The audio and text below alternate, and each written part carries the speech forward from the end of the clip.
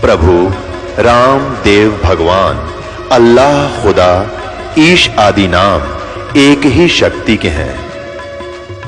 वो कैसा है, कहां है, कैसे मिलता है, किसने देखा है? ये प्रश्नवाचक चिन्ह पूर्ण रूप से हटाने के लिए अवश्य सुनिए जगत गुरु तत्वदर्शी संत रामपाल जी महाराज के अमृत वचन, सर्व पवित्र धर्मों के पवित्र शास्त्रों के आधार पर।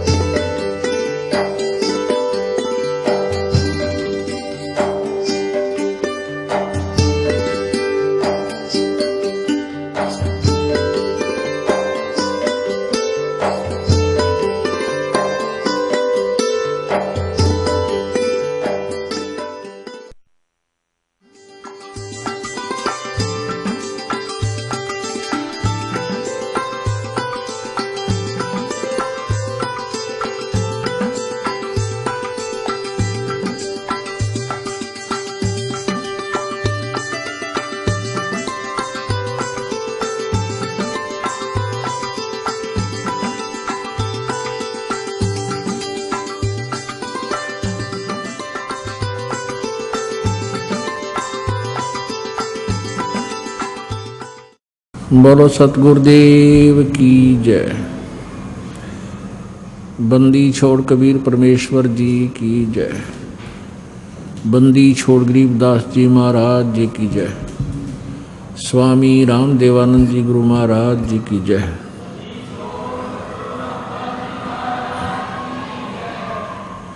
सर्व संतों की जय, सर्व भक्तों की जय, धर्मी पुरुषों की जय, श्री काशी धाम की जय, श्री छुडानी धाम की जय, श्री करौथा धाम की जय, श्री बरवाला धाम की जय। सत साहिब गरीब नमो नमो सतपुरुष को नमस्कार। गुरु की नहीं सुर नर मुनि जन साधुआं संतों सर्वसदी नहीं। सतगुरु साहेब संत सब डंडो तम प्रणाम। आगे पीछे मध्य हुए तिनको जा कुर्बान। नराकार निर्विषम काल जाल वैभंजनम निर्लेपम निज निर्गुणम अकल अनुबेशोन्दनम सोहम सुरति समाप्तम सकल समाना निरतलय उज्ज्वल हिरंबर हरदमम बेपरवा अथा है वार पार नहीं मध्यतम।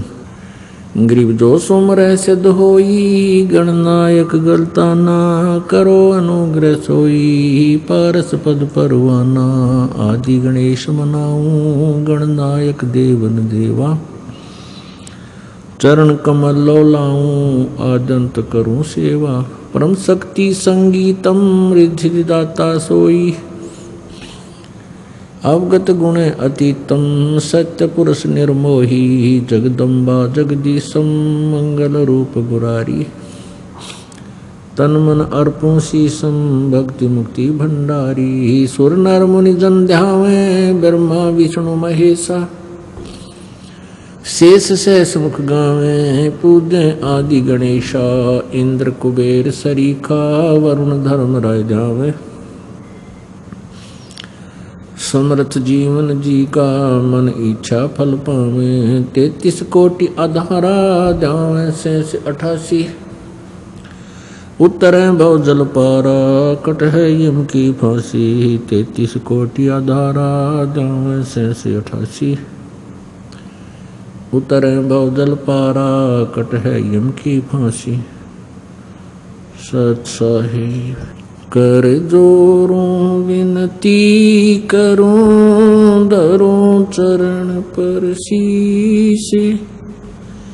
गुरु जी राम देवानंद जी महाराज ने दियो नाम बख्शीश।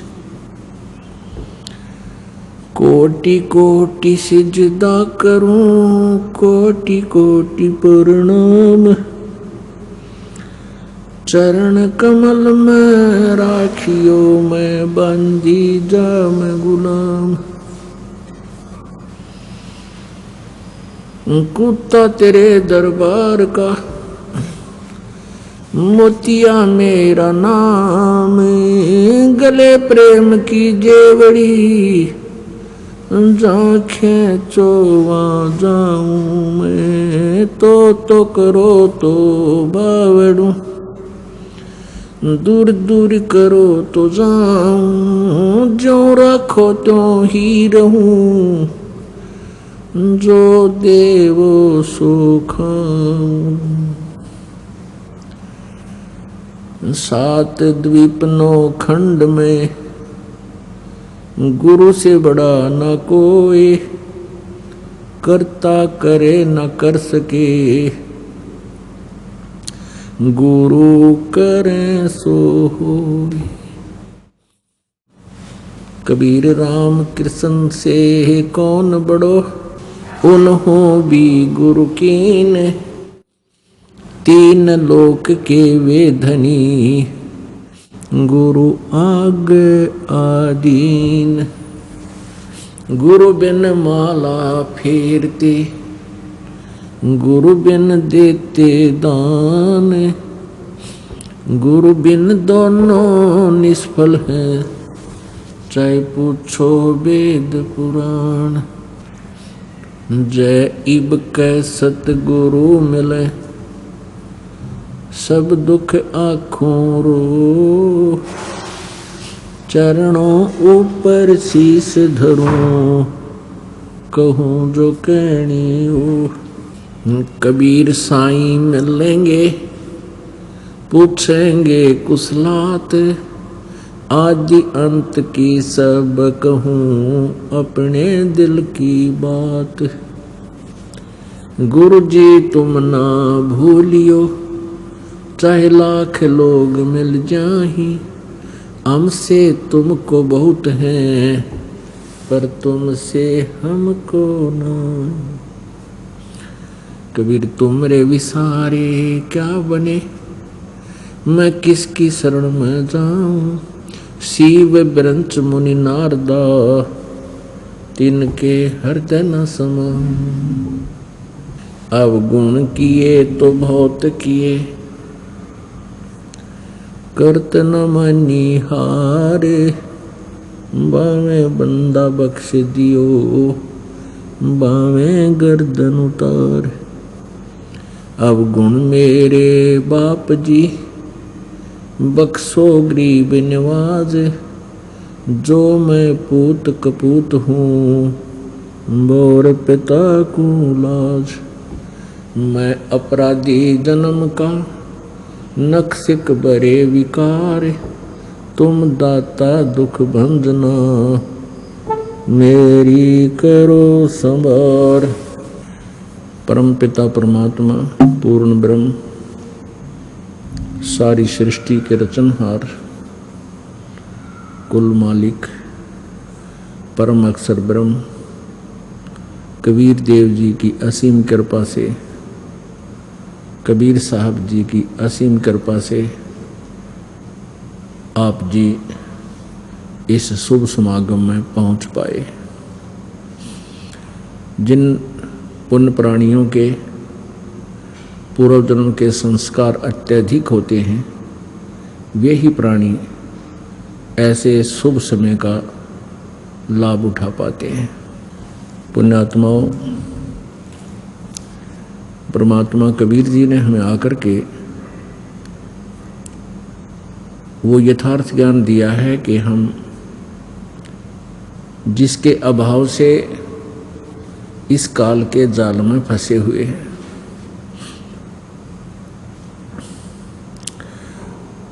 और उस ज्ञान को हम बार बार सुनेंगे, सुनकर उसके ऊपर फिर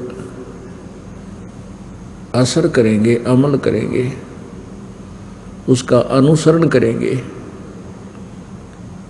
तो फिर हम अपने उस लोक में पहुंच जाएंगे, जहां जाने के बाद इस प्राणी की कभी मृत्यु नहीं होती, वृद्धावस्था नहीं आती, युवा शरीर रहता है, कोई कष्ट नहीं, कोई रोग नहीं, किसी प्रकार की कोई टेंशन नहीं, कोई कार्य करने को नहीं। प्रत्येक सुविधा वहाँ उपलब्ध रहती है परमेश्वर के सच्चे दरबार में, सतलोक में। अब हम इतना कुछ ज्ञान सुनते हैं और फिर भी हमारी बुद्धि इतना काम नहीं करती जितना परमात्मा चाहते हैं। जिन प्राणियों को ये सत्संग सुनने को ही नहीं मिला उनका तो दुर्भाग्य है ही है, और जिनको ये सुनने को मिल रहा है वो भी लग रहे हैं बेचारे, जैसे पहली कक्षा के बालक होया करें और जैसे छोटे बच्चे होते हैं वो माता पिता से प्रसन्न किया करते हैं। छोटा सा बच्चा होता है, पिता कोई कार्य कर रहा है तो वो उस वस्तु के बारे में पूछते हैं। जैसे किसी ने ये पेन रखा है साथ में और बच्चा आता है छोटा सा और उठते ही पूछता है पिताजी ये क्या है, तो पिताजी कहता है पेन है बेटा ये। वो फिर पूछता है वो फिर कहता है पेन है ये बच्चा का इतना ही प्रश्न होता है फिर कहता है पेन है ये पेन न्यू कह वो चल पड़ता है। उसकी बुद्धि इतना ही काम करती है, वो ये नहीं सोच रहा कि पिताजी गलत कह रहे हैं, पर वो कैच नहीं कर रहा पिताजी ये बता के रहे हैं, वो ए करके चल ही देता है, कोई और खेल में लग जाता है और पिताजी से वो सब सुन भी जाता है। और जब वो बच्चा बड़ा हो जाता है, उसकी बुद्धि पूरा काम करने लग जाती है, तो उसको फिर पिताजी कहता बेटा पेन ला उठा के, वो दौड़ा दौड़ा जाता है और वही पेन उठाकर पिताजी को दे देता है। तो अब जो आप सत्संग में आ रहे हो और जिनके हृदय में इतनी तड़फ नहीं बनती जितनी ये दास बनाना चाहता है, तो आप बालक हो, आपकी अभी समाप्त हुई नहीं है। और जिनकी समाप्त होगी वो प्रत्येक सत्संग में आते 100 काम छोड़ के, वो संकेत समझने लगेंगे, उनकी बुद्धि काम करने लगेगी, वो समझ गए उन सैन को, संकेत को जो गुरु जी संकेत दे रहे हैं, परमात्मा ज्ञान बता रहे। तो जिनकी मिट जाएगी फिर वो सयाने हो जाएंगे और समझदार होने के बाद ही वो 100 खतरों से बचेंगे। छोटा बालक है जिसकी नहीं मिटी है, जिसने न्यों नहीं बेरा यू पेन है और पिताजी बता भी रहा है, और वो ये भी नहीं मान रहा कि पिताजी गलत बता रहे होंगे और उसको स्वीकार भी नहीं कर पा रहा, तो वो बालक है। तो वो बच्चा कभी भी मार खा सकता है, वो कोई बिजली के नंगे तार को भी आतिशबाजी समझकर जो सपारक कर रहा हो उसको भी पकड़ लेगा और जान से हाथ धो बैठेगा। वो सर्प को भी पकड़ लेगा क्योंकि उसको पता ही नहीं, और उसको वो डस जाने से मृत्यु को भी प्राप्त हो जाएगा। तो ये दास ये देख रहा है कि जिनकी मिट गई वह नहीं चूकते, 100 काम छोड़ कर आते हैं, और उन कामों को फिर परमात्मा किया करता है। जिस कार्य को हम नहीं कर पा रहे तब हम परमात्मा के लिए चलते हैं, और परमात्मा हमारे कार्य कब करता है? जब हम तन मन धन से उसको समर्पित हो जाएंगे और जीवित मर जाएंगे। जीवित मरना किसको कहते हैं? जीवित मरना किसे कहते हैं? जैसे आप जिस सत्संग में आ रहे हो, आपके मन में 100 कल्पनाएं उठती हैं जो दूर देश से आते हैं, भाई कहीं इस कार्य में ये नुकसान ना हो जाए, ये कार्य ना बिगड़ जाए मेरा।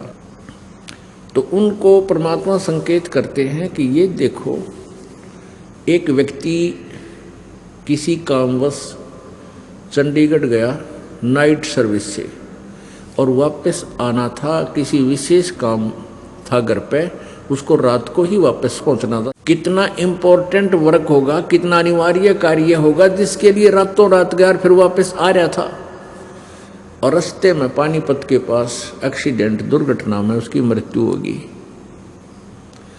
अब वो भी ना रहा यार, इम्पोर्टेंट काम भी बिगड़ गया।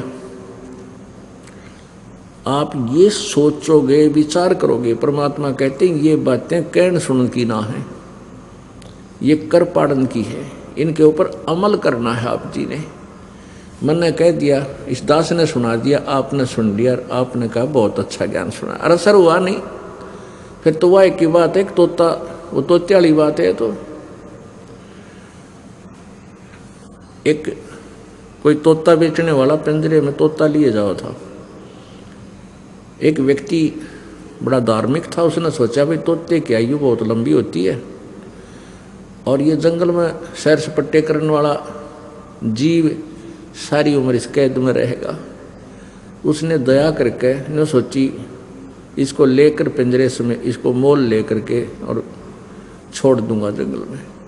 उसने उस तोता बेचने वाले से कहा भाई इस तोते की कितने कीमत है? बेचने वाले ने कहा 5 रुपये पिंजरे समेत। उसने 5 रुपये अदा करके और वो पिंजरे समेत तोता ले लिया। उस तोते को पढ़ाया, समझाया और पूछा बेटा तू कैसे फंस गया इस शिकारी के जाल में? उसने तोते ने बताया कि गुरुजी मैं, इसने वहाँ दाने डाले, जाल बिछा रखा था, हमने जाल देखा नहीं, दिखाई नहीं दे रहा था, हमने दाने दाने दिखे थे और हम दाने खाने के लिए वहाँ गए, इसने जाल में फंसा लिए। तो गुरुजी ने कहा बेटा आगे से तुम ऐसे कोई दाने को डाल रहा हो, जाल बिछा रखा हो, तो उसमें दाने मत खाइयो कि वो दाने तुम्हें सदा सुखी कर देंगे। तुम जंगल में घूमने वाले हो, इधर उधर खा के अपना पेट भर लेना, तो तुम फंसोगे नहीं। अकान जी सही बात है। तो उसने वो सेंटेंस, वो पूरा जो है ना श्लोक गोट लिया, तोते को रटवा दिया। शिकारी आवेगा, दाने डालेगा, जाल बिछावेगा, हम दाने नहीं खाएंगे तो हम जाल में नहीं फंसेंगे। अब गुरुजी ने सोचा भी बच्चा सियाना हो गया है, खूब इसने ये पाठ याद कर लिया और कहा बेटा मैं तुझे छोड़ दूंगा, इस पर पूरी तरह से आचरण करना जो मैं तेरे को ज्ञान दिया है। कहाँ जी पक्का गुरुजी। और आपके आसपास के सभी पक्षियों को, तोतों को भी ये जो है ना अलर्ट कर देना, समझा देना। अकान जी जाते ही ये काम करूँगा। अब वो तोता छोड़ दिया, तोता पहुंचा अपने मूल स्थान पर। तो उसके साथी तोतों ने बड़ी खुशी मनाई, भी कैसे पीछा छूटा तेरा? तो उसने बताया भी मुझे एक दयालु आत्मा ने मोल ले लिया और उसने मुझे छोड़ दिया और साथ में एक मंत्र बता रखा मेरे तक, और इस मंत्र का मैं आजीवन पालन करूंगा, फिर मैं जाल में नहीं फंसूंगा। और तुम भी सुन लो जब जान बचाना चाहते हो तो। सारे तोते बोले वे हमने बता दी, ऐसा कोई खास फार्मूला है तो उसने बताया कि भाई पर दी आवेगा, दाने डालेगा, जाल बिछावेगा, हम दाने नहीं खाओगे तो हम जाल में नहीं फंसेंगे। तो सब तोते बोले वह कमाल की बात से है, तो बहुत बढ़िया बात बताई गुरुजी ने। वो सारे तोत्या ने वो मंत्र गोट लिया। एक शिकारी पहुंच गया वहां पर, साल 6 महीने के बाद तोते पकड़ने वाला। उसने जाके दाने डाल दिए, जाल बिछा दिया। और उसने देखा कि सभी तोते ये रट लगा रहे हैं कि शिकारी आवेगा, जाल बिछावेगा, दाने डालेगा, हम दाने नहीं खाएंगे तो हम फंसेंगे ही नहीं, हम दाने नहीं खाएंगे। अब शिकारी ने सोचा भाई ये तो सारे तोते पढ़ा दिए किसी ने और शिक्षित हो गए, ये तो एक भी ना फंसा आज तो। उन्हें सोचा इतनी दूर आया हूँ, चल थोड़ा ट्राई करके देख लेता हूँ, एक आधा पा जाए, अगर मूड वो तो फंसेगा। उसने दाने डाल दिए, जाल बिछा दिया। उन्हें सोची तो रोटी खा ले, फंसना तो कोई है ही नहीं। उसने क्या देखा, जो गुरुजी बन रहा था ना, जो पहले पिंजरे में तो छोड़ दिया था, अब वो ये रटना भी लगा रहा है कि शिकारी आवेगा और दाने जाल बिछावेगा, दाने डालेगा, हम दाने नहीं खाएंगे, जाल में नहीं फंसेंगे। तो सबसे पहले वो पहुंचा दाने खाने। फिर उसके सारे चेले सब गेल की गेल, फिर तो सारे इकट्ठे हो गए उसमें। अब शिकारी ने तुरंत वो जाल खींच लिया, सारे जाल के मां, और वो दाने खा रहे हैं, जाल में फंस रहे हैं, फिर भी ये सेंटेंस पढ़ रहे हैं, शिकारी आवेगा जाल बिछावेगा, दाने डालेगा, हम दाने नहीं खाएंगे, जाल में कैसे फंसेंगे। अब शिकारी ने सोचा ये तो वह कति बांडे बांडे हैं, भौके भौके थे, इनका असर नहीं इनको। उसने वो सारे तोते ठाकर कमर पर घेर लिए, पाछे लटका कर जाल में चल पड़ा। अब वो जाल में फंसे फंसे भी यही सेंटेंस बोल रहे हैं, शिकारी आवेगा जाल बिछावेगा, दाने डालेगा, हम दाने नहीं खाएंगे, जाल में नहीं फंसेंगे।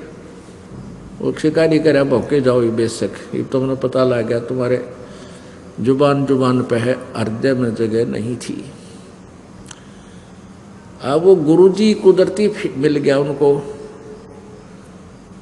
उसने देखा अरे मेरे वाला सेंटेंस मंत्र ये तोते बोल रहे हैं, सारे जाल के वहां फंसे पड़े हैं।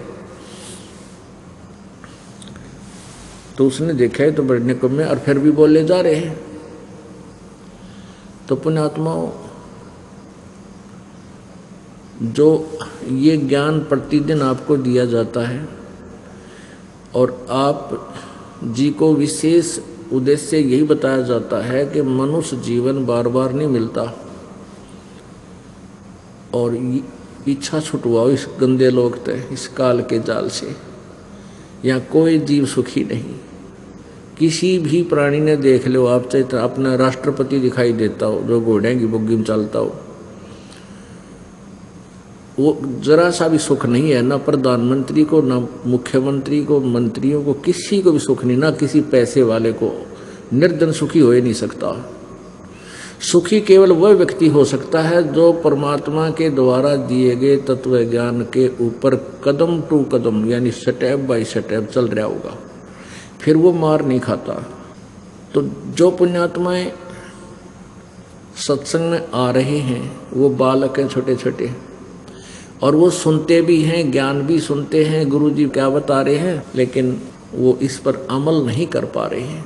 अमल करे बिना, इसको अपना प्रैक्टिकल किए बिना बात बने कोई नहीं, चाहे कितना ही कुछ कर लो।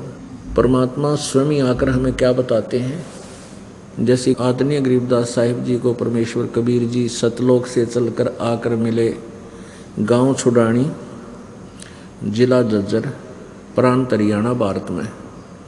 वो परमात्मा सतलोक से चलकर आए और अपनी प्यारी आत्मा गरीबदास जी जब 10 वर्ष के थे, गौओं के पाली गए हुए थे, चराह रहे थे उनको, ये ग्वाले थे, तो खेतों में आकर मिले थे और उन्होंने उस प्यारी आत्मा को बहुत सारा ज्ञान समझाया। गरीबदास जी और अन्य वहाँ उपस्थित ग्वालों ने कहा, हे महात्मा जी, आप यात्री हो, अतिथि हो, राह चलते हो, आप खाना खाओ। तो परमात्मा ने कहा भी मैं खाना तो खा कर आया हूँ, अपने गांव से, सतलोक से आया हूँ मैं। तो पालियों ने कहा जी दूध तो पीना ही पड़ेगा आपको, क्योंकि हम अतिथि को बगैर खाए पिए जाने नहीं देते, हमें पाप लगता है। तो परमेश्वर ने लीला दिखानी थी, कहा कि भाई मैं कंवारी गाय का दूध पीऊंगा। पाली ग्वाले कहने लगे कि महात्मा जी आपका दूध पीने की नीत को नहीं, मजाक करते हो, कंवारी गाय कभी दूध देती है? तो गरीबदास जी महाराज की एक बहुत ही प्रिय गाय थी कंवारी, उसको पकड़ लाए, गले में उसके एक धागा बांध रखी थी रस्सी, उसको पकड़ के और ला खड़ी करी। अब देखो महाराज जी, इसके बच्चा तो है नहीं, दूध कहाँ से देगी? 10 वर्ष के बालक की जैसी भाषा होती है। परमात्मा ने कहा कि तुम इस पात्र को खाली करो जो तुम लाए हुए जल पीने का, एक लस्सी भी ले जाते थे गांव से, घर से अपना, इसको खाली करो, साफ करो। वो खाली करके साफ करके और कहा इसके नीचे रखो गाय के। उस गाय की लेवटी के नीचे रखा, औड़ी के तले। परमात्मा कबीर जी ने उसकी कमर पर थपकी मार दी, अपने आप दूध की धार बंध गई, लंबे लंबे सतन हो गए उस कुंवारी गाय के। जब वो पात्र भर गया 5-7 किलो का, वो छोटा सा घड़ा था, उसी समय दूध बंद हो गया। आधा कबीर जी ने पिया, आधा शेष छोड़ दिया के लिए बच्चों पालियो तुम पी लो। वो बड़े बड़े पाली थे, वो कहने लगे ये पाप का दूध हम ना पीवा, जादू जंत्र का है, तो जंत्र मंत्र करके निकाला आपने।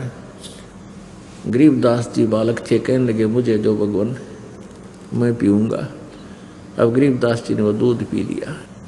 गरीबदास जी ने दूध पी लिया और फिर परमात्मा से प्रश्नोत्तरी की, ज्ञान के बारे में जानकारी चाहिए। तब परमेश्वर ने बताया कि आप क्या पूजा करते हो। कबीर जी ने पूछा गरीबदास बालक से, 10 वर्ष के बच्चे थे।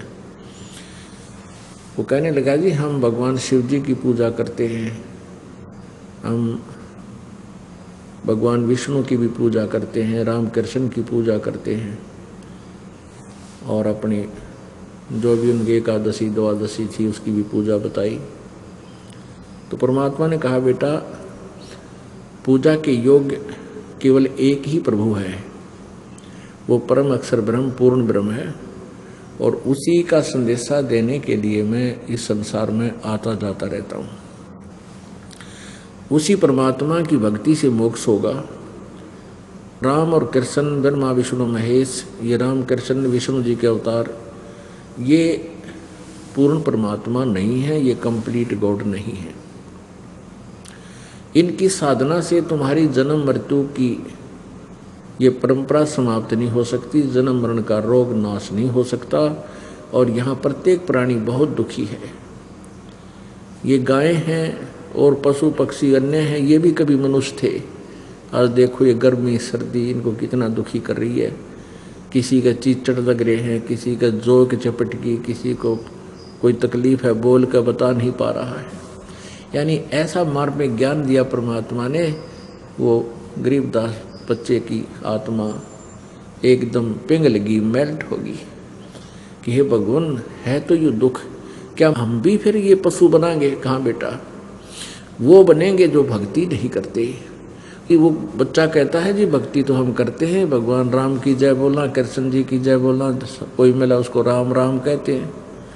परमात्मा ने कहा बेटा ये राम और कृष्ण ये कंप्लीट गॉड नहीं है, इनसे ये दुख मिट नहीं सकता, इनका अपना भी नहीं मिटा हुआ, ये भी अपने कर्म के दंड को भोगते रहते हैं, और इनकी जन्म मृत्यु होती है। ये अविनाशी परमात्मा नहीं है, एक अविनाशी परमात्मा और है, और उसी का संदेशा देने के लिए मैं आया हूँ।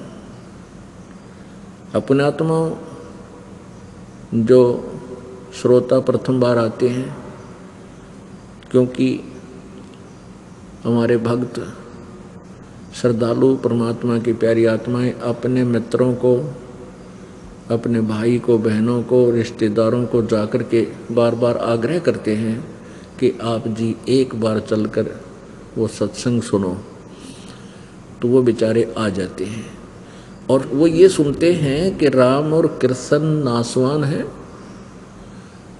ये ब्रह्मा विष्णु शंकर जी भी नासवान हैं, हमने तो कभी सुना नहीं, ये तो बात जची नहीं। किसी वस्तु को जो नई वस्तु है, नया ज्ञान है, उसको हृदय में समाने के लिए प्रमाण की आवश्यकता पग पग पर जरूरत पड़ती है। तो दास का यही प्रयत्न रहता है कि चाहे 10 व्यक्ति भी समझें इस ज्ञान को, पर वो थोरोली समझ जाए, कंप्लीटली समझें, और फिर वो आगे चल के अपने प्यारी आत्माओं को, भाइयों को, बहनों को, अपने नातियों को फिर वो समझाएंगी, जाके समझाएंगे तो फिर वो ऐसा दृढ़ता से समझा देंगे और फिर वो अपने आप नाम लेने के लिए दौड़े आएंगे, कल्याण करवा लेंगे, उनका भला हो जाएगा। देखिएगा ये देवी भागवत, इसमें दिखाते हैं राम और कृष्ण विष्णु भगवान ये नासवान है।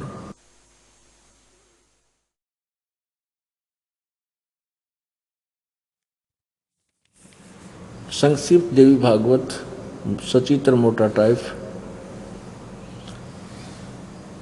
संपादक हनुमान प्रसाद पोदार, चिमनलाल गोस्वामी। ये कहाँ से प्रकाशित है? गीता प्रेस गोरखपुर से।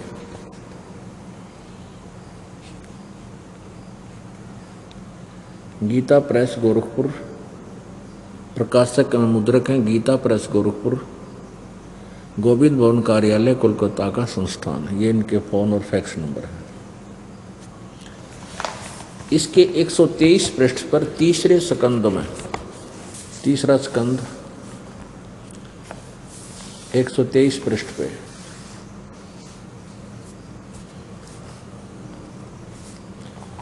तुम शुद्ध स्वरूपा हो, यह सारा संसार तुम्हीं से उद्भासित हो रहा है। विष्णु जी अपनी माता दुर्गा की महिमा स्तुति कर रहे हैं। तुम शुद्ध स्वरूपा हो, यह सारा संसार तुम्हीं से उद्भासित हो रहा है। मैं ब्रह्मा और शंकर हम सब तुम्हारी कृपा से विद्यमान हैं। हमारा आविर्भाव अर्थात जन्म और तिरोभाव अर्थात मृत्यु हुआ करता है। हमारा तो जन्म और मृत्यु हुआ करता है, केवल तुम ही नित्य हो, जगत जननी हो, प्रकृति और सनातनी देवी हो। ये प्रकृति शब्द याद रखना कि दुर्गा को कहते हैं।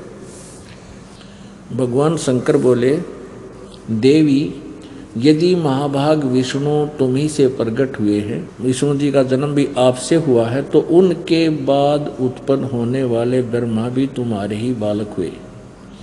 फिर मैं तमोगुणी लीला करने वाला शंकर क्या तुम्हारी संतान नहीं हुआ? अर्थात मुझे भी उत्पन्न करने वाली तुम ही हो। शिवे संपूर्ण संसार की सृष्टि करने में तुम बड़ी चतुर हो। नीचे देखो, इस संसार की सृष्टि सचिथी और संहार में तुम्हारे गुण सदा समर्थ हैं। उन्हीं तीनों गुणों से उत्पन्न हम ब्रह्मा विष्णु एवं शंकर नियमानुसार कार्य में तत्पर रहते हैं।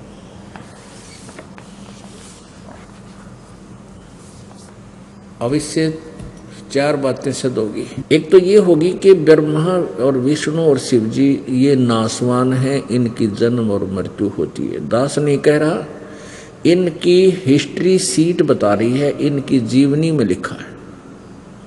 दास तो पढ़कर सुना रहा है। और जो हमारे पवित्र हिंदू धर्म के गुरुजी थे, जो केवल भाषा संस्कृत अवश्य जानते थे, तत्व ज्ञान से अपरिचित थे, वो इनके इतिहास को समझ नहीं सके। ये दंत कथा लोक वेद सुनाते रहे। ब्रह्मा विष्णु महेश अजरो अमर हैं, इनके कोई माता पिता नहीं है, ये सर्वेश्वर हैं, सभी ब्रह्मांडों के कुल मालिक हैं, इनका जन्म मृत्यु नहीं होता। और इनकी जीवनी में लिखा है, जीवन चरित्र में लिखा है, इनकी पवित्र कहानी में लिखा है, कथा में लिखा है कि ये नासवान है, इनकी जन्म मृत्यु होती है। दुर्गा इनकी माता है। और ज्योति निरंजन जिसको ब्रह्म बोलते हैं, इसको क्षर पुरुष भी कहते हैं, ज्योत स्वरूपी निरंजन, और यही काल भी कहलाता है। ये ब्रह्मा विष्णु महेश जी का पिता है। और इस ब्रह्म को श्राप लगा हुआ है 1,00,000 मानव शरीरधारी प्राणियों के सूक्ष्म शरीर से गंध निकाल के, इनको तपस्या पर भून कर सूक्ष्म शरीर को, उसमें से वो मैल निकाल कर पीने और खाने का। इसके लिए इसने अपने तीनों पुत्रों को ड्यूटी दे रखी है और इनको तीनों को एक एक गुण युक्त कर रखा है। रजगुण युक्त ब्रह्मा जी, सतगुण युक्त विष्णु जी और तमगुण युक्त शंकर जी। तो इसमें ये चार बातें सिद्ध होगी, चार कंसेप्ट क्लियर हो गए कि ब्रह्मा विष्णु महेश नासवान है। एक तो ये, दूसरा ये हो गया कि दुर्गा इनकी जननी है, माता है, इससे इनका जन्म हुआ है। तीसरा ये हो गया कि ये रजगुण ब्रह्मा है, सतगुण विष्णु, तमगुण शिव जी। और चौथा ये है कि नियमानुसार कार्य करने में ही तत्पर रहते हैं। यानी कि हम किसी के भी भाग्य को, जो उसके भाग्य में लिखा है, पुण्य और पाप को घटा बढ़ा नहीं सकते। जो जितना जिसका संस्कार है उसको नियमित ही दे सकते हैं। आप पुण्य आत्माओं, गरीबदास साहिब जी ने जब परमेश्वर के मुख से ये बात सुनी, बालक था, कहने लगा, भगवान हमने तो यही सुना है कि ब्रह्मा विष्णु महेश के कोई माता पिता नहीं है और स्वर्ग से ऊपर कोई स्थान नहीं है। तो परमेश्वर ने बताया, बेटा स्वर्ग तो ऐसा है जैसे गर्मी के महीने में कोई धनी व्यक्ति 20,000 30,000 रुपये ले जा, आजकल तो 20-30 में भी काम ना चला, 50,000 60,000 ले जाने पड़ेंगे, और फिर चला जा कुल्लू और मनाली शिमला साइड में गर्मियों के महीने में, हरियाणा राजस्थान उत्तर प्रदेश मध्य प्रदेश, ये ऐसे जो गर्मी सर्दी जहाँ पर प्रत्येक सीजन में आती है ऋतु में, तो उनमें से एक व्यक्ति एक वर्ष जो कमाया उसमें कुछ ज़्यादा हो गया, कुछ धन लेकर के शिमला में या कुल्लू मनाली साइड में चला जाता है और वहाँ जा कर के होटल में कमरा किराए पर लेता है और महीने 20 दिन 2 महीने वहाँ सैर सपट्टा करके 1 लाख रुपया बर्बाद करके वो अपनी जेब से ख़त्म करके और फिर मुंह लटका के वापस आना पड़ता है उसी कर्म क्षेत्र में। वहाँ फिर सारा वर्ष कमाई करो, हो सकता है अगले वर्ष इतना पैसा ना बचे कि वो सैर सपट्टा करके आ सके, तो फिर उस गर्मी में वही तड़पता रहेगा। तो ऐसे ये स्वर्ग है। वेदों से शास्त्र अनुकूल साधना प्रारंभ होती है और वेदों अनुसार जो साधना करना है उसमें ओम नाम है और 5 यज्ञ। इस साधना से स्वर्ग महास्वर्ग तक प्राणी चला जाता है, ब्रह्मलोक तक भी पहुंच जाता है। गीता जी अध्याय नंबर 8 के श्लोक नंबर 16 में कहा है कि ब्रह्मलोक पर्यंत ये सभी लोग वहाँ गए हुए साधक जन्म और मृत्यु को प्राप्त होते रहते हैं, पुनर्वर्ती में है। वहाँ जाने के बाद भी पुनः जन्म लेने के लिए पृथ्वी पर आना पड़ता है, अपने पुण्यों को समाप्त करके कर्म भोगने के लिए फिर आना पड़ता है। फिर कभी मनुष्य जन्म मिले तो फिर पुण्य बने या ना बने तो फिर स्वर्ग से भी वंचित रह जाता है। इतना समझो ये स्वर्ग है जैसे होटल में जाकर 2 महीने रेस्ट कराया, अपनी पूंजी बर्बाद की, वापस आ गया। ऐसे ही अपने पुण्य होने पर स्वर्ग मिल जाता है, स्वर्ग में अपने पुण्य समाप्त करके खर्च खा के और फिर वापस पृथ्वी लोक पर की तो पशु बन जाता है, कभी पक्षी बन जाता है।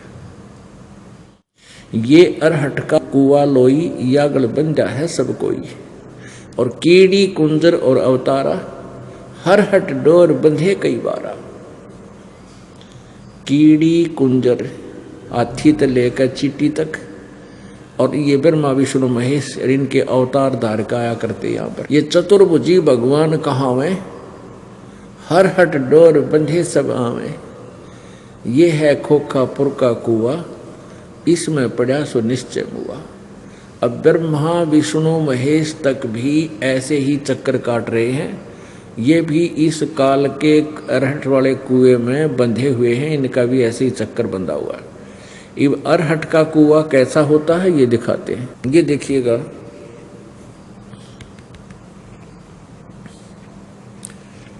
ये जो पोर्शन आपको दिखाई दे रहा है ये एक कुआं है, ये इतना ये कुआं है, इसमें ये जल भरा हुआ है। और ये हरहट एक रहट होता था, हरहट बोलते हैं इसको। यहाँ एक पुली लगा दी जाती थी, इस पुली के ऊपर के चैन चलती थी, ये चैन, और चैन के बाल्टियां वेल्ड कर दी जाती थी। ये बाल्टियां वेल्ड कर रखी हैं। ये चैन चलती थी, इसको बैलों से चलाया जाता कोल्लू की तरह। तो ये पुली चलती थी तो ये चैन भी नीचे आती थी, बाल्टी यहाँ से बाल्टियां भरती और ऊपर जाके यहाँ खाली हो जाती है, और ये जल बाहर खेतों में चला जाता, सिंचाई के काम लेते हैं। यहाँ क्या बताया है कि जैसे नीचे से पानी भरा बाल्टियों ने, ऊपर आकर खाली होगी, फिर भर के लेगी, फिर ऊपर गई, फिर खाली होगी, फिर भर के आई, फिर खाली होगी, फिर नीचे से भरी, फिर ऊपर जाकर खाली होगी, फिर भरी। तो ये चलता ही रहता था सारा दिन। तो इसमें क्या बताते हैं कि जैसे आप पुण्य इकट्ठे किए पृथ्वी लोक पर आके, ऊपर स्वर्ग में खाली किए, पाप नरक में खाली किए, और फिर बाल्टी खाली वापस आ गई, फिर नीचे तो बरी फिर चले, फिर नीचे बरी फिर चले।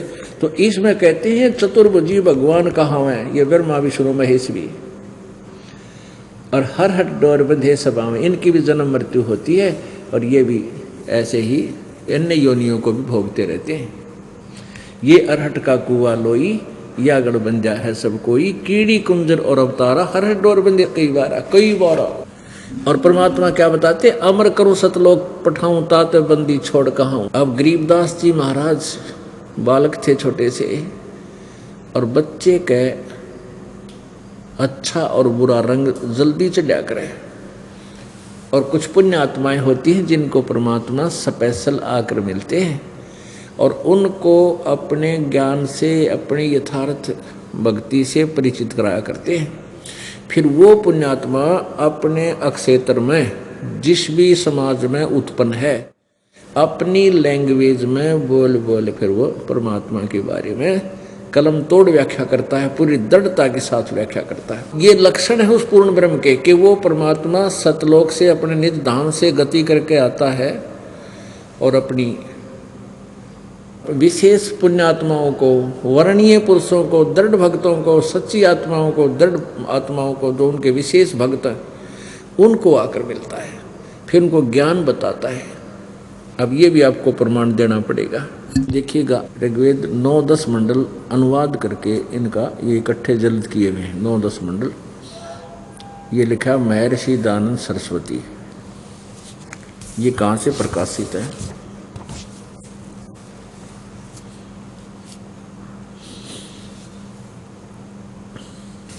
प्रकाशक हैं सार्वदेशिक आर्य प्रतिनिधि सभा, महर्षि दयानंद भवन, रामलीला मैदान, नई दिल्ली।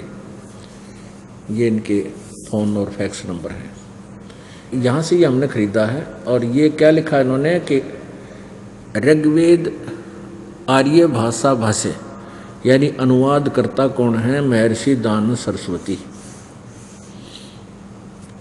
और यहाँ देखो मुद्रक है Prince offset printers, 1510 Pataudi house, नई दिल्ली। ये इनका फ़ोन नंबर है। अब हम अपने मतलब की बातें करेंगे। यहाँ देखना ऋग्वेद मंडल नंबर 9 सूक्त नंबर 86 में और मंत्र नंबर 26, इसमें क्या लिखा है? यज्ञ करने वाले यजमानों के लिए परमात्मा सब रास्तों को सुगम करता हुआ उनके विघ्नों को मर्दन करता है। अब देखिएगा यजुर्वेद, अब ये यजुर्वेद है, इसमें ऊपर रह लगा है और ये संधि छेद कैसे करते हैं? इसमें 2 अपसर्ग लगा देते हैं, यजु अलग कर देते हैं, वेद अलग। तो इस अगर कहीं यजुर्वेद की महिमा गाई जा रही हो तो वहाँ अकेला यजु भी लिखा हो तो लिखना पड़ेगा वो यजुर्वेद है। ये अंडरस्टूड है। तो यहाँ देखिए इन्हीं के द्वारा यजुर्वेद में महर्षि दयानंद ने ही ऐसा किया है, ये ठीक किया है। यह देखो प्रकाशक है सार्वदेशिक आर्य प्रतिनिधि सभा, 2/5 महर्षि दयानंद भवन, रामलीला मैदान, नई दिल्ली। ये इनके फ़ोन और फैक्स नंबर है। यजुर्वेद आर्य भाषा भाष्य संपूर्ण 40 अध्याय, महर्षि दयानंद सरस्वती कृत। ये महर्षि दयानंद जी ने इसका अनुवाद किया है यजुर्वेद का पूरे के पूरे का। मुद्रक है Prince offset printers, 1510 Pataudi house, Daryaganj, नई दिल्ली। इसके 36वें अध्याय के प्रथम मंत्र में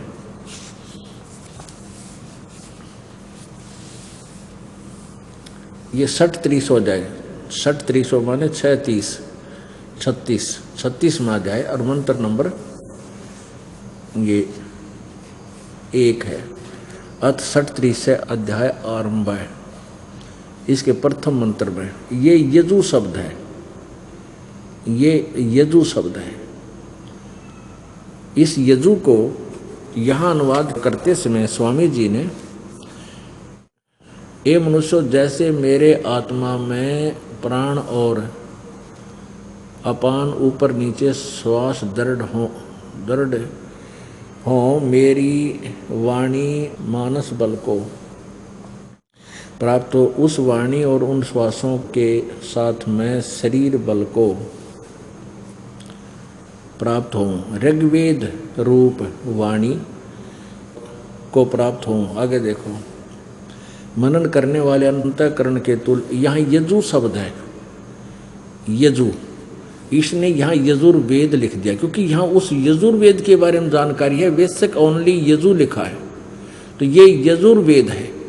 तो अगर इस यजु का अर्थ लिख दे यहाँ यज्ञ स्तुतियों को प्राप्त हों, तो यज्ञों स्तुतियाँ हैं कहाँ, किसमें है वो गुण? वो यजुर्वेद नामक पुस्तक को लिखना पड़ेगा। यजु के स्थान पर यजुर्वेद इन्होंने ठीक लिखा, लेकिन यहाँ ये स्वामी जी विचलित है क्योंकि वो परमात्मा का नाम कुछ नहीं मानता। ये कबीर परमात्मा का नाम है, हम इसको कबीर देव कहने लगे। तो यहाँ देखिए, यहाँ भी ऋग्वेद मंडल नंबर 9 सूक्त 82 के मंत्र नंबर 2 में यहाँ लिखा है कबीर वेदस्या।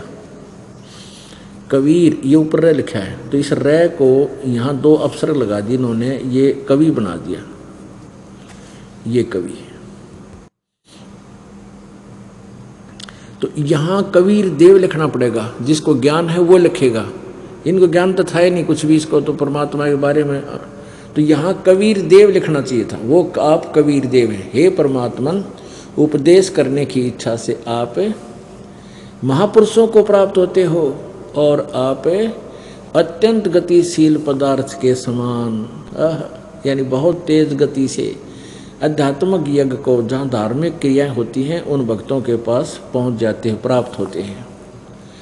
आप कबीर देव हैं, आप कबीर देव लिख दें। यहाँ पर कबीर ना लिखो, न शर्माव है, आप कबीर देव लिख दो। कबीर देव हैं, शुद्ध स्वरूप हैं, हमारे पापों को दूर करके हे सोम आप हमको सुख दे। अच्छा, अब तीसरे में लिखा है ऋग्वेद मंडल नंबर 9 सूक्त 82 के मंत्र 3 में लिखा है कि पवित्र यज्ञों में रक्षा से आप प्राप्त होते हैं, यानी आते हो वहाँ पर जहाँ सच्ची साधनाएं के जो अनुष्ठान होते हैं, और पृथ्वी लोकांतर में गति करते हुए, सर्वव्यापक नहीं, गति यानी वहाँ ऐसे चल कर लोकांतर में चलते हुए आप माने आप, सर्वव्यापक नहीं। इनकी थ्योरी गलत थी, इसलिए इन्होंने बीच में डंगा डाल लिया अपना। आप है माने आप स्वयं गतिशील होकर वहाँ से चल कर, अब सर्वव्यापक तो पहले था, जो इनकी बात मानना था, गतिशील की तो हो गया फिर वो, तो गति स्वयं गतिशील होकर विराजमान होते हैं। इससे हमने इतना ही लेना था कि वो परमात्मा सतलोक से चलकर आता है, दृढ़ भक्तों को मिलता है, और वो क्या करता है ये देखिएगा। उसका उद्देश्य क्या होता है आने का, कि इन भोली आत्माओं को जो काल के जाल में फंस के इतना कष्ट उठा रहे हैं, किसी की कोई दुर्गति हो रही है, किसी को कोई टेंशन है, सारा दिन रोटी का ही गुजारा ना होता, सारा जीवन बीत जाता है इन बेचारों का। जैसे चींटी ने देख ले, सारा दिन इधर उधर गोली हो ही रहे, कभी किसी पशु पक्षी के पैर के नीचे आकर मर जाती। ऐसे ही मनुष्य एक पेट के लिए मारो मार देख ले, कि तो किसी शहर में जाकर देख ले, बड़े से घुए नून जा रहे हैं लाखों की संख्या में, कोई कारों में, कोई मेट्रो में, कोई क्या दुनिया भाग रही है, फिर इधर भाग रही है, और रास्ते में कितना मर जाते हैं, हार्ट अटैक हो जाता है, या बीमारी हो जाती है, या कुछ और एक्सीडेंट में, और वो पेट पूरा ना होता है इनका, यहाँ इतने दुखी। अब पीछे पोलैंड के वो पूरा कैबिनेट, पोलैंड देश का पूरा कैबिनेट, जिसमें राष्ट्रपति भी, सारे मंत्री भी 1 सेकंड में खत्म हो गए, और वो भी रेल हो जहाँ थे, फिर ऐसे करेंगे, फिर ऐसा करेंगे, उनको ऐसे कर देंगे। करना था इस जीव ने, वो इनको पता ही नहीं करना क्या चाहिए। जो करना चाहिए वो तो इनको ज्ञान भी नहीं होता, और ज्ञान होता तो शास्त्र विरुद्ध होता, उससे साधना से कोई लाभ नहीं होता। इसलिए सभी भोली आत्मा नास्तिक होती जा रही है कि भगवान की भक्ति से कुछ नहीं मिलता, क्योंकि वो साधना हम गलत कर रहे हैं। जब हम साधना सही करेंगे तो क्यों ना मिलेगा। परमात्मा का विधान बता रहा है, पिछले इतिहास बता रहे हैं।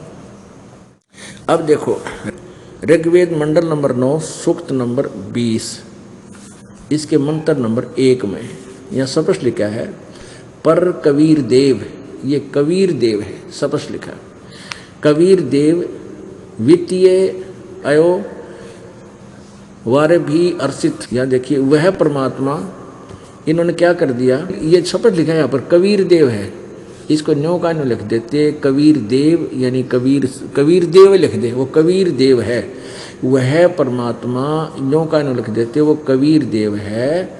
और अवय माने सबका रक्षक है, अवय माने का अर्थ होता है वैसे अविनाशी है, अवय चलो सबका रक्षक है, यही मान लेते हैं। और ये देव भी तो नहीं, तृप्ति के लिए, देव तो यहाँ जाना चाहिए था कबीर देव, ये कबीर साहब कबीर भगवान तृप्ति के लिए, यानी विद्वानों की तृप्ति के लिए ज्ञान को देता है, यानी वो परमात्मा तृप्ति के लिए ज्ञान को देता है, वहाँ से चलकर आता है वो कबीर देव ज्ञान देता है। और सावहान यानी सहनशील है और संपूर्ण दुष्टों को संग्रामों में त्रिकृष्ट करने वाला है। परमात्मा का उद्देश्य क्या होता है यहाँ आने के लिए, कि वो ज्ञान देने के लिए, यथार्थ ज्ञान बताने के लिए अपनी प्यारी आत्माओं को आकर मिलता है। फिर वो पुण्यात्मा उस परमात्मा के तत्व ज्ञान से परिचित होकर के और पूरे विश्व में यानी अपने पूरे क्षेत्र में उस तत्व ज्ञान का ढोल बजाते हैं। पुण्यात्माओं आज से लगभग 600 वर्ष पहले सन 1398 में परमेश्वर कबीर जी, कबीर साहब, कबीर देव उनका ओरिजिनल नाम है, बाकी तो परम अक्षर ब्रह्म, अविनाशी प्रभु ये उपमात्मक नाम है। जैसे देश के प्रधानमंत्री जी का शरीर का नाम तो कुछ और होता है, और प्रधानमंत्री कहो, उनको प्राइम मिनिस्टर कहो, ये उनके उपमात्मक पदवी के नाम है। तो ऐसे उस परमात्मा का वास्तविक नाम है कबीर देव। हम उसको कबीर साहब कहने लगे, कबीर देव को कबीर साहब, देव माने परमेश्वर। तो वो परमात्मा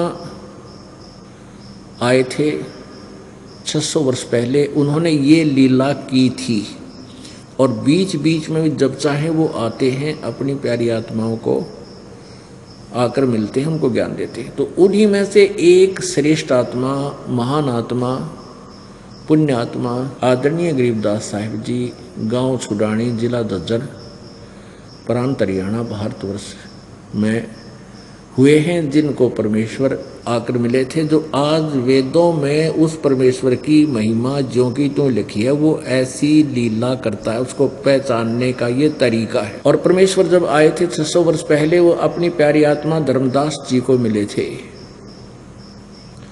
आदरणीय धर्मदास जी साहब को बताए थे कि धर्मदास, ये वेद मेरा ही भेद है, इन चारों वेदों में मेरा ही भेद है, मेरी जानकारी है, पर इन चारों वेदों में वर्णित विधि से मैं प्राप्त नहीं हो सकता, यानी मेरी प्राप्ति नहीं हो सकती। प्राप्ति मीन सतलोक नहीं जा सकते, जन्म मृत्यु का छुटकारा नहीं हो सकता। परमेश्वर कबीर जी ने कहा था कि वेद मेरा भेद है और मैं ना वेदन के माही, और जौन वेद से मैं मिलूं वो वेद जानते नहीं। जिस वेद से, जिस ज्ञान से मैं मिलूं, मेरी प्राप्ति हो, जन्म मृत्यु का रोग कटे, तुम्हारा सतलोक में प्राप्त हो, वो विधि इन चारों वेदों में वर्णित नहीं है। बाकी शेष महिमा मेरी ही वेद गा रहे हैं।